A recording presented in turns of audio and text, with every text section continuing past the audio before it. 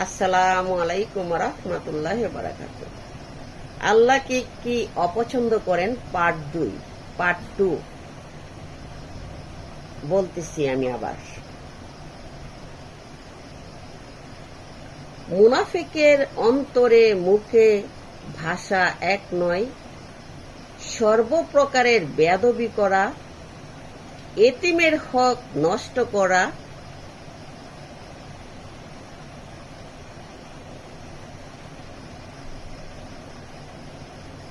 প্রয়োজনের অতিরিক্ত পার্থিব সম্পদ অন্বেষণে লেগে থাকা, সর্বজীবে দয়া প্রদর্শন না করা, আল্লাহ পাকের সহিত কাউকে শিরক করা,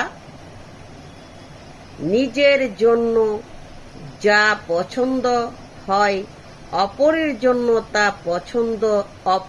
পছন্দ না করা, পরহেজগারী হতে সচেষ্ট না হওয়া, রিপুর তাড়নার বিরুদ্ধে সংগ্রাম না করা, চুরি ডাকাতি করা, জেনে শুনে কাউকে প্রতারণা করা বা ঠকানো, অপরের দুঃখে কষ্টে সাহায্য সহযোগিতা না করা, অতিরিক্ত মুনাফা গ্রহণ করা, খাদ্য ভেজাল করা,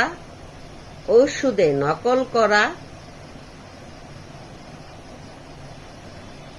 ঘুষ গ্রহণ করা, সুদ খাওয়া, সকল ব্যাপারে আল্লাহ পাকের ওপরে নির্ভর ভরসা না করা, আল্লাহর ইচ্ছাকে